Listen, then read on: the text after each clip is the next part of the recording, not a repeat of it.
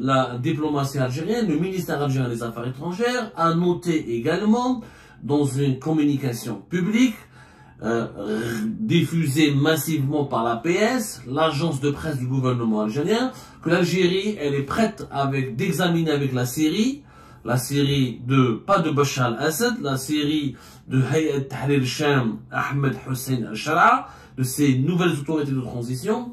Elle est prête à examiner avec la Syrie les perspectives de renforcement des relations de fraternité, de solidarité, de coopération entre les deux pays, les peuples frères, à la lumière des liens historiques enracinés qui les unissent.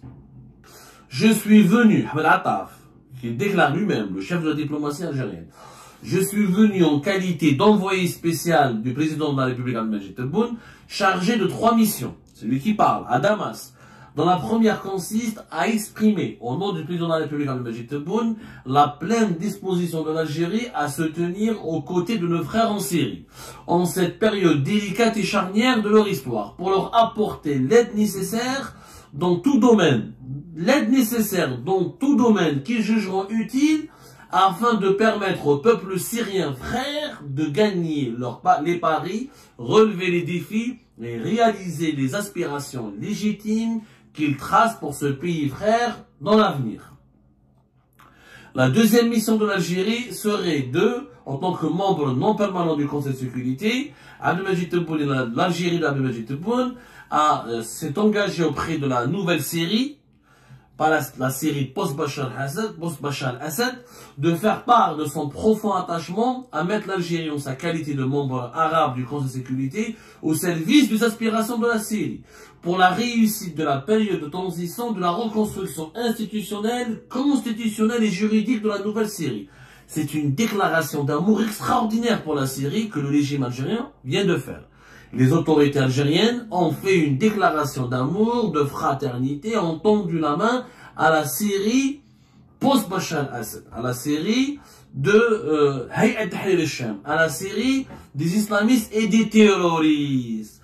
Parce que les déclarations du 8 février 2025 s'inscrivent en totale contradiction avec les déclarations faites par la diplomatie algérienne et par le régime algérien à la veille de la chute du Bachar al-Assad. Il faut savoir que l'Algérie a été l'un des rares pays au monde, le régime algérien, je ne vais pas parler de l'Algérie, le régime algérien a été l'un des rares pays au monde, l'un des rares systèmes politiques au monde, l'un des rares régimes politiques au monde, qui a continué à soutenir Bachar al-Assad jusqu'à la dernière minute.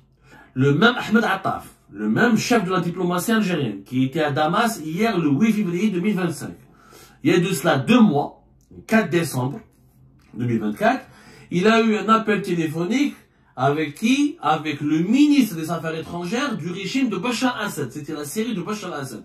Monsieur Bassam Sabber. Qu'est-ce qui s'est passé? Communiqué officiel du ministère algérien des Affaires étrangères. Cet échange a permis au ministre algérien de prendre connaissance des récents développements de la situation dans le nord de la Syrie et de réaffirmer la position constante de l'Algérie ainsi que sa solidarité totale avec la République arabe syrienne sœur, État et peuple, face aux menaces terroristes, face à la contradiction dans toute son excellence.